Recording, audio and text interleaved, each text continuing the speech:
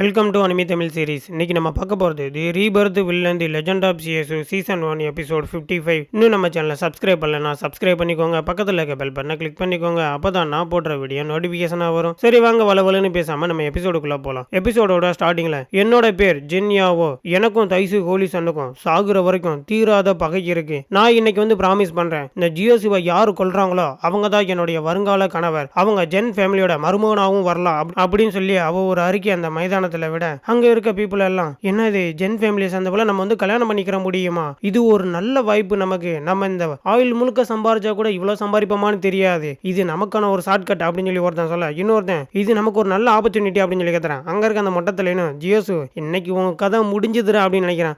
அங்க சிரிச்சுக்கிட்டே, every one, நீங்க ஆவலா இவ்வளவு நேரம் காத்துட்டு இருந்த அந்த நேரம் வந்துருச்சு. தைசு ஹோலிசனை நீங்க இப்ப சேலஞ்சு பண்ணலாம் அப்படின்னு சொல்லி ஹீரோவா அந்த இடத்துல இருந்து நிக்கிறான். ஃபர்ஸ்ட் ஆப்பனண்ட்டை எல்லாரும் வந்து வரவேறுங்க, அவர் நல்லா உற்சாகப்படுத்த அப்படிங்க ஒருத்தன் வந்து ஹீரோ கூட ஃபைட் பண்றக்கா வந்திருக்கான். தைசு ஹோலிசன், நீ மிஸ் யாவோசிக்கு நீ எதிரி அப்படிங்கறதுனால நீ எனக்கு எதிரி, இன்னைக்கு நான் உன்னை சும்மா விட மாட்டேன் அப்படின்னு சொல்லி ஹீரோ வந்து அட்டாக் பண்றான். அங்க கூட்டத்தில் இருக்கவனும் தைசு ஹோலிசன் தான் வின் பண்ணுவான், நான் அவன் மேல பெட் கட்டுறேன் அப்படின்னு சொல்லி ஒருத்தன் கட்டுறான். இன்னொருத்தனும், இந்த காலகட்டத்திலே ஸ்காட் கான்ஸ்டியூஷனை யூஸ் பண்ணக்கூடிய ஒரே ஆள் அப்படின்னா அது தைசு ஹோலிசன் தான், அவர் தான் வின் பண்ணுவார் அப்படின்னு சொல்லி ஹீரோ மேல இன்னொருத்தன் வந்து பெட் கட்டுறான். உன்னை நான் இன்னைக்கு சும்மா விட மாட்டேன், மிஸ் யாவோசிக்காக உன்னை நான் ரிவெஞ்ச் எடுப்பேன்டா அப்படின்னு சொல்லி ஹீரோ வந்து அட்டாக் பண்ணா. ஹீரோ ஒரு கையிலேயே வந்து பிடிச்சிடறான் குத்துனதை. இவ்வளவுதான் உன் பவர் அப்படின்னு சொல்லி ஹீரோ அவனை தூக்கி அடிச்சிடறான். தாரே உடஞ்சிட்டு விழுந்துடுறான். ஃபர்ஸ்ட் ரவுண்ட்ல வின் பண்ணது தைசு ஹோலிசன் தான் அப்படின்னு சொல்லி அறிவிச்சிடறாங்க. ஜூயும் அதை பார்த்துட்டு, பிரதர் இன்னைக்கு பாருமே ஜியோசுவை பாக்குறப்ப ஏதோ கொஞ்சம் வியடா இல்ல அப்படின்னு சொல்லி அவங்க அண்ணன் ஜூவோ கிட்ட கேட்கறான். ஆமா அவன்கிட்ட கொஞ்சம் வியடா தான் இருக்கு, நான் வந்து கண்டுபிடிச்சிட்டேன். ஆமா அவன்கிட்ட நீ என்னத்தை கண்டுபிடிச்ச, அவன்கிட்ட என்ன பிரச்சனை இருக்கு அப்படின்னு சொல்லி ஜூயி கேட்க,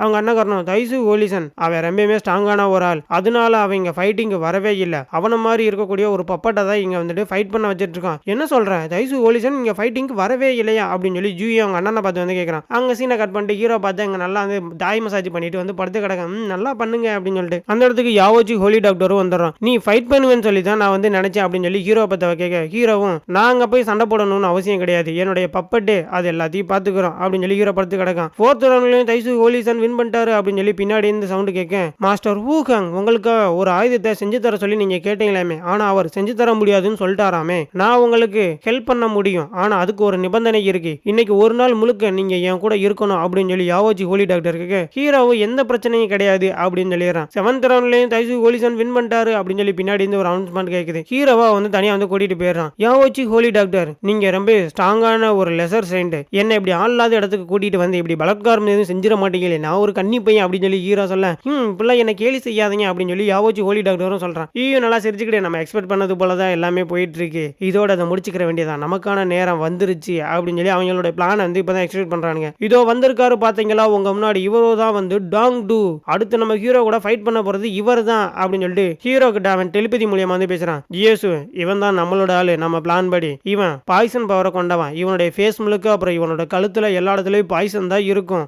இவனை பாக்குறப்ப மிஸ் ஜுன்யோவுக்கு வந்துட்டு மேட்சிங்கா இருப்பான் போலே அப்படின்னு சொல்லி ஹீரோ கேட்க, ஆமா இவனுக்கும் ஜென் ஃபேமிலிக்கும் சுத்தமா வந்து ஆகாது, இவன் அவங்கள பழி வாங்கணும்னு சொல்லி ரொம்ப நாள் வந்து காத்துட்டு இருக்கான், இது உங்களுக்கு ஓகே தானே அப்படின்னு சொல்லி ஹீரோ கிட்ட கேட்க, எபா எனக்கு இதுக்கு எந்த சம்பந்தமும் இல்லப்பா, இந்த பிரச்சனையில் நான் தலையிட மாட்டேன், அவன் பிரச்சனையை அவன் பார்த்துக்கட்டும் அப்படின்னு சொல்லி ஹீரோ ஒதுங்கிக்கிறான். ஆமா இவன் யாரு அப்படின்னு சொல்லி கூட்டத்தில் இருக்க ஒருத்தன் மகறான். அவன் எப்படி இருந்தா என்ன, அசிங்கமா இருந்தா நமக்கு என்ன, தைசு ஹோலிசன் தான் வின் பண்ணுவான் அப்படின்னு சொல்லி இன்னொருத்தன் சொல்ல, இப்படியே போயிட்டே இருக்கட்டும், தைசு ஹோலிசன் தான் வின் பண்ணுவாரு, நான் ஆல்ரெடி 70,000 ஸ்பிரிச்சுவல் ஸ்டோன்ஸை நான் வந்து ஏர்ன் பண்ணிட்டேன் அப்படின்னு சொல்லி சந்தோஷத்துல குதிச்சிட்டு இருக்கான். ஹீரோட பப்பாட்டுக்கும் அந்த டாங் டூவும் தான் ஃபைட்டிங் வந்து நடந்துட்டு இருக்கு. என்னாச்சு இவன் அசிங்கமா இருந்தாலுமே இவன் ரொம்ப ஸ்ட்ராங்கா இருக்கானே அப்படின்னு சொல்லி ஒருத்தன் பார்க்க, இல்ல தைசு ஹோலிசன் தான் வின் பண்ணுவார் அப்படின்னு சொல்லி கூட்டத்தில் இருக்க இன்னொருத்தன் பார்க்க, ரெண்டு பேரும் ஃபைட் பண்ணிட்டு இருக்கும்போது அவன் பாய்சனை வச்சு வந்து அட்டாக் பண்றான். டப்புன்னு பார்த்தா ஹீரோவோட அந்த பப்பன் மேல அந்த பாய்சன் பட்டு ஃபுல்லாமே வந்து உருக ஆரம்பிச்சிருது. என்னது அது பப்பட்டா அப்படின்னு சொல்லி கூட்டத்தில் இருக்கேன் வாய பழகுறான். தைசு ஹோலிசன் இங்க ஃபைட்டிங் வரவே இல்லையா, அது அவனோட பப்பட்டான், இப்படி பண்றாங்க அப்படின்னா இதுக்கு பின்னாடி எதுவும் சதி எதுவும் இருக்குமா அப்படின்னு சொல்லி கூட்டத்தில் இருக்கவங்க எல்லாம் குழம்ப ஆரம்பிச்சாங்க. ஐயோ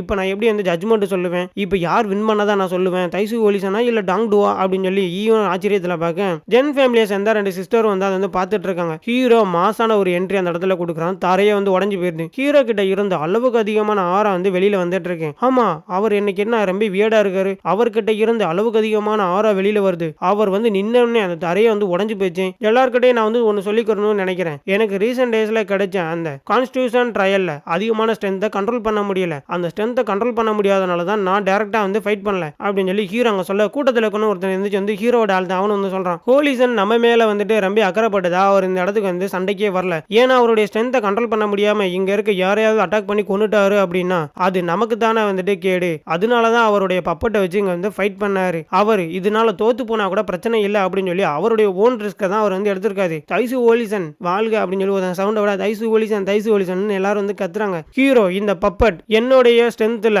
5ல் 1 பங்கு. அது மட்டும் இல்லாம இவர் அந்த பப்பட்டை தோக்கடிச்சு இவர் தான் ரொம்ப திறமையானவர் அப்படின்னு சொல்லி நிரூபிச்சிட்டாரு. இப்ப இந்த இடத்துல நான் வந்து தோத்து போயிட்டேன், ஜெயிச்சது டாங் டூ தான் அப்படின்னு சொல்லி ஹீரோ சொல்லிடுறேன். அந்த ஆப்போசிட்ல ஹீரோ கூட அந்த பப்பட் கூட சண்டை போட்டோன்னு பார்த்துட்டு இவன் நல்லாவே நடிக்கிறான்டா, உலகமாக நடிப்பாளி அப்படின்னு சொல்லி ஹீரோ பார்க்குறான். மிஸ் ஜென்யாவும் நீங்க ரொம்ப மிஸ் அண்டர்ஸ்டாண்டிங் பண்ணிக்கிட்டீங்க. ஜென் ஃபேமிலி என்னுடைய ட்ரையல்ல வந்து ஹெல்ப் பண்ணாங்க, அவங்களுக்காக நான் ரீபே பண்ணலான்னு தான் இருக்கேன், அதுக்காக நான் என்ன வேணாலும் பண்ணுவேன் அப்படின்னு சொல்லி ஹீரோ சொல்ல தைசு ஹோலிசன் உண்மைக்குனே பகையும் நன்மையும் தனித்தனியா பாக்குறாரு. அவர் ஒரு ஜென்டில் மேன் அப்படின்னு சொல்லி அந்த ரோஸ் கலர் ட்ரெஸ் போட்டிருக்கப்பன்னு சொல்ல ப்ளூ கலர் ட்ரெஸ் போட்டிருக்கப்பன் ஹோலிசன் உண்மைக்குன்னு ஒரு நல்லவர் தான், ஆனா அவர் இந்த அளவு கஷ்டப்பட்டு ரீபே பண்ணணும்னு அவசியமே கிடையாது அப்படின்னு சொல்லி ப்ளூ ட்ரெஸ் போட்டிருக்கப்பன்னு சொல்றான். மிஸ் ஜென்யாவோ நம்ம பகை எல்லாத்தையுமே மறந்துடலாம், இனிமே நம்ம ஒரு நல்ல நண்பர்களா இருக்கலாம் அப்படித்தானே அப்படின்னு சொல்லி ஹீரோ வில்லத்தனமா அவங்கள பார்த்து வந்து கேட்கறான். அதுக்கு கூட்டத்தில் இருக்கணும், ஒரு நிமிஷம் வெயிட் பண்ணுங்க, அப்ப எங்களுடைய பெட்டிங் பணம்லாம் எங்க போறது, இப்ப தைசு ஹோலிசன் தோத்து போயிட்டான் அப்படின்னா என்னுடைய 70,000 டிவைன் ஸ்பிரிச்சுவல் ஸ்டோன்ஸ் போயிருமே, என்னுடைய பணத்தால ரீஃபண்ட் கொடுறான் அப்படின்னு சொல்லி கூட்டத்தில் இருக்கவங்களாம் கத்துறாங்க. என்னது இவன் நம்மளை யூஸ் பண்ணி பணம் சம்பாரிச்சிருக்கானா, நம்மளுடைய நேம இவன் ரொம்பவுமே வந்து கெடுத்துட்டான் அப்படின்னு சொல்லி அந்த ஜென் ஃபேமிலிஸ் அந்த தேர்ட் சிஸ்டர் சொல்ல அங்கிட்டு இருக்க ஓல்டர் சிஸ்டரும் டேய் டிசபிள் நீ ரொம்ப ஒரு அசிங்கமானவன் கேடு கேட்டவன் அப்படின்னு சொல்லி ஹீரோ வந்து நல்லா அசிங்கசியமா திட்ட இந்த இடத்துல இந்த எபிசோட் வந்து முடிஞ்சிருது. ஆக்சுவலி அவங்க இப்பதான் வந்து கண்டுபிடிச்சிருக்காங்க ஹீரோ அவங்களுடைய பேரை யூஸ் பண்ணி பணம் சம்பாரிச்சிருக்கான் அப்படிங்கிறதவே. ஆல்ரெடி ஹீரோ எனக்கு தெரிஞ்சு நல்லாவே சம்பாரிச்சிட்டாங்க. ஏன்னா ஒருத்தன்டை இருந்தே 17,000 அங்க இருக்க எல்லாருமே வந்து பெட் கட்டி இருந்தாங்க. அந்த ரூமுக்கு ஒவ்வொன்றுக்கும் வந்துட்டு தனித்தனி அமௌண்ட் வந்து போட்டிருப்பான். அதை நீங்க போன எபிசோட் பார்த்துருந்தா தெரிஞ்சிருக்கும். சரி அடுத்த எபிசோட்ல என்ன நடக்க போகுது அப்படிங்கிறத பார்த்து தெரிஞ்சுக்கலாம். அந்த வீடியோ பிடிச்சிருந்துச்சுன்னா லைக் பண்ணி விடுங்க, ஒரு சப்ஸ்கிரைப் பண்ணி விடுங்க. உங்களிடமிருந்து விடைபெறுவது உங்கள் ATS.